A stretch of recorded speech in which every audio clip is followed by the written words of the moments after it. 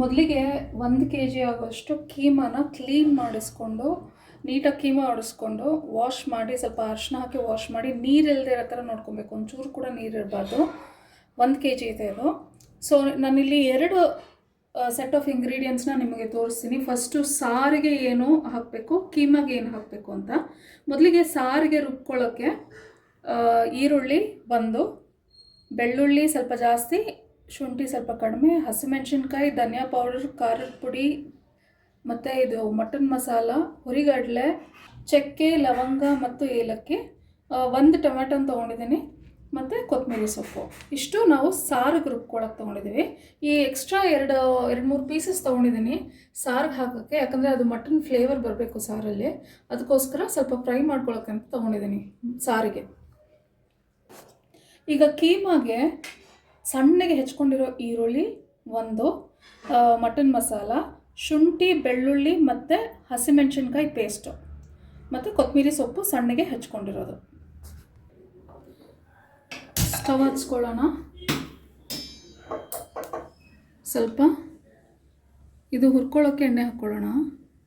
ನಾವಿವಾಗ ಏನೇನು ಸಾರಿಗೆ ತೋರಿಸಿದ್ದೀನಲ್ಲ ಸಾಮಗ್ರಿಗಳು, ಅದನ್ನೆಲ್ಲ ಸ್ವಲ್ಪ ಎಣ್ಣೆ ಹಾಕಿ ಹುರ್ಕೋಬೇಕು.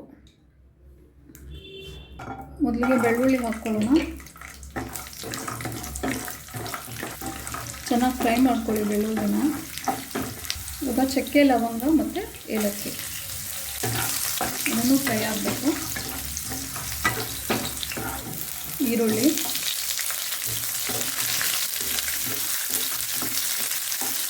ಚೆನ್ನಾಗಿ ಫ್ರೈ ಆಗಲಿ. ಘಮ ಅಂತ ಸ್ಮೆಲ್ ಬರ್ತಿದೆ. ಚಕ್ಕೆ, ಲವಂಗ, ಹಸಿಮೆಣಸಿನ್ಕಾಯಿ, ಶುಂಠಿ.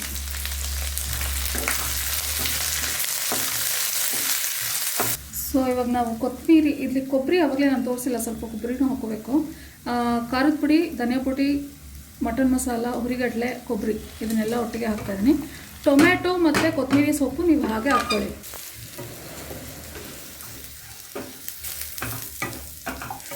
ಕೊತ್ತಂಬರಿ, ಟೊಮ್ಯಾಟೊ ಹಸಿದಾಗೆ ಹಾಕ್ಕೊಳ್ಳಿ, ಏನು ತೊಂದರೆ ಆಗೋಲ್ಲ. ಇದೆಲ್ಲ ಚೆನ್ನಾಗಿ ಫ್ರೈ ಆದಮೇಲೆ ಕೊತ್ತಂಬರಿ, ಟೊಮ್ಯಾಟೊ ಮತ್ತು ಈ ಫ್ರೈ ಆಗಿರೋ ಮಸಾಲ 3 ಸೇರಿಸಿ ಸ್ವಲ್ಪನೂ ನೀರು ಹಾಕ್ತೆ ರುಬ್ಕೊಳ್ಳಿ. ಯಾಕಂದರೆ ಆಲ್ರೆಡಿ ಟೊಮೆಟೊ ಹಾಕಿರ್ತೀರಲ್ಲ, ನೀರಿರುತ್ತೆ. ನಾವು ಕೀಮಾ ಮಾಡಬೇಕಾದ್ರೆ ಈ ಮಸಾಲಾನ ಸ್ವಲ್ಪ ಹಾಕೋಬೇಕು. ಸೊ ಹಾಗಾಗಿ ನೀರು ಮಾತ್ರ ಹಾಕ್ಕೋಬೇಡಿ. ಇವಾಗ ಮಸಾಲಾನ ಎತ್ತಿಟ್ಕೊಳ್ಬೇಕಾದ್ರೆ ಆಮೇಲೆ ಸಾಂಬಾರಿಗೆ ನೀರು ಹಾಕ್ಕೋಬೋದು ನಾವು. ಇವಾಗ ಮಸಾಲೆ ರೆಡಿ ಇದೆ. ಸೊ ನಾನೇನು ಮಾಡ್ತೀನಿ ಅಂದರೆ, ಆ ಮಸಾಲೆನ ಒಂದು 2 ಸ್ಪೂನ್ ಆಗೋ ಅಷ್ಟೊತ್ತು ನಾನು ಕೀಮಾಗೆ ತೆಗೆದಿಟ್ಕೊಂಡಿದ್ದೀನಿ. ಒಂದು ದೊಡ್ಡ ಬಾಣಲೆ ಇಟ್ಕೊಳ್ಳಿ, ಸ್ವಲ್ಪ ತಿಕ್ಕಾಗಿರೋದು ಬಾಣಲೆ ವೆಸಲ್ಲು. ಸೊ ಇದಕ್ಕೆ ನಾವು ಎಣ್ಣೆ ಹಾಕ್ಕೊಳ್ಳೋಣ. ನಾವಿವಾಗ ಮಾಡ್ತಿರೋದು ಸಾರು. ಫಸ್ಟು ಸಾರು ಮಾಡ್ಕೊಳ್ಳೋಣ. ಸೊ ಎಣ್ಣೆ ಬಿಸಿಯಾಗಿದೆ, ಸ್ವಲ್ಪ ಕರಿಬೇವಿನ ಸೊಪ್ಪು ಹಾಕೊಳ್ಳೋಣ.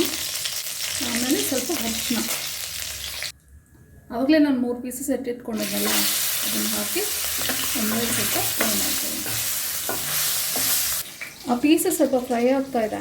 ಅದು ಹಾಕ್ತಾ ಇದ್ದಂಗೆ ಸ್ವಲ್ಪ ಅರಿಶಿನ,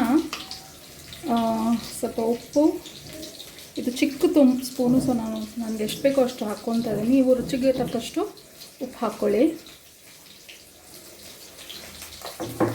ಮತ್ತು ಈರುಳ್ಳಿ, ಕೊತ್ತಂಬರಿ ಸೊಪ್ಪು, ಶುಂಠಿ, ಬೆಳ್ಳುಳ್ಳಿ, ಹಸಿಮೆಣಸಿನ್ಕಾಯಿ ಪೇಸ್ಟು, ಮಟನ್ ಮಸಾಲ, ಮತ್ತು ನಾವು ರುಬ್ಕೊಂಡಲ್ಲ ಆಗಲೇ ಫ್ರೈ ಮಾಡಿ ಅದರದ್ದು ಪೇಸ್ಟ್, ಇಷ್ಟನ್ನು ಹಾಕಿ ಮಿಕ್ಸ್ ಮಾಡ್ಕೊಳ್ಳೋಣ. ಇದು ನಾವು ಮಾಡ್ತಿರೋದು ಏನಕ್ಕೆ ಹೇಳಿ, ಕೀಮಾ ರೆಡಿ ಮಾಡ್ಕೊಳ್ಳೋಕ್ಕೆ. ಈಗ ಚೆನ್ನಾಗಿ ಮಿಕ್ಸ್ ಮಾಡ್ಕೊಂಡಿದ್ದನ್ನ ನಾವು ಉಂಡೆಗಳನ್ನ ಮಾಡ್ಕೊಳ್ಳೋಣ. ಇದು ಹೇಗಿರಬೇಕು ಗೊತ್ತಾ, ನೀವು ನಾರ್ಮಲಾಗಿ ಮನೆಯಲ್ಲಿ ವಡೆ ಮಾಡ್ತಿರಲ್ಲ, ವಡೆ ಮಾಡಿದಾಗ ಈ ನೀರೇ ಇರಲ್ಲ, ನೀರಿನ ಅಂಶನೇ ಇರಲ್ಲ, ಆ ಥರನೇ ಇದನ್ನು ರೆಡಿ ಮಾಡ್ಕೋಬೇಕು. ಆ್ಯಂಡ್ ಮೋರ್ ಓವರ್ ಇದನ್ನು ಕುಕ್ಕರಲ್ಲೆಲ್ಲ ಹಾಕಿ ಬೇಯಿಸೋಕೆ ಹೋಗ್ಬೇಡಿ. ಯಾಕಂದರೆ ಇದು ಆಲ್ರೆಡಿ ಮಿನ್ಸ್ಡ್ ಮೀಟು. ಸೊ ಅಂದರೆ ತುಂಬ ಚಾಪ್ ಮಾಡಿ, ಕಟ್ ಮಾಡಿ, ಮಿನ್ಸ್ ಮಾಡಿಕೊಟ್ಟಿರ್ತಾರೆ. ಅದೇ ಹಾಗೆ ಸಾರು, ಉಂಡೆ ಕಟ್ಟಿ ಸಾರು ಒಳಗಡೆ ಹಾಕಿದ ತಕ್ಷಣ ಒಂದು 10 ಮಿನಿಟ್ಸ್ ಬಿಟ್ಟರೆ ಸಾಕು. 10-15 ಮಿನಿಟ್ಸು ಬೆಂದೋಗುತ್ತೆ. ಸೊ ನಾನು ಹೀಗೆ ಕೀಮಾನ ಉಂಡೆ ಕಟ್ಟಿ ರೆಡಿ ಮಾಡಿ ಇಟ್ಕೊಂಡಿದ್ದೀನಿ. ಇಲ್ಲಿ ಮಟನ್ನು ಬೆಂದಿದೆ. ಸೊ ನಾವು ಆವಾಗಲೇ ರುಬ್ಕೊಂಡಿರೋ ಮಸಾಲನ ಹಾಕ್ಕೊಳ್ಳೋಣ.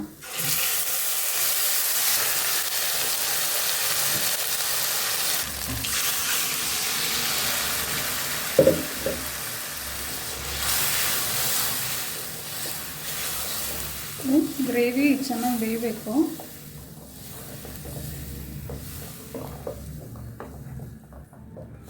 ತುಂಬ ಥಿಕ್ ಕನ್ಸಿಸ್ಟೆನ್ಸಿ ಏನು ಮಾಡ್ಕೋಬೇಡಿ. ನಾರ್ಮಲಾಗಿ ನೀವು ನಾಟಿ ಕೋಳಿ ಸಾರು, ಮಟನ್ ಸಾರು ಹೇಗೆ ಮಾಡ್ತೀರಾ ಅದೇ ಥರನೇ.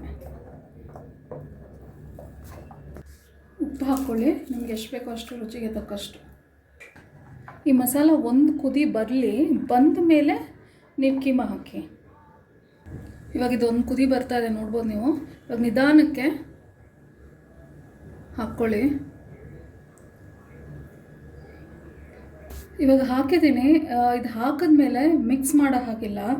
ಒಂದು 10 to 15 ಮಿನಿಟ್ಸ್ ಚೆನ್ನಾಗಿ ಬೇಯಲಿ. ಅದು ಕುದಿ ಬಂದಮೇಲೆ ಬೇಕಂದರೆ ಒಂದು ಸತಿ ನೀವು ಸ್ಟಿರ್ ಮಾಡ್ಕೋಬೋದು, ಅಂದರೆ ಮಿಕ್ಸ್ ಮಾಡ್ಕೋಬೋದು.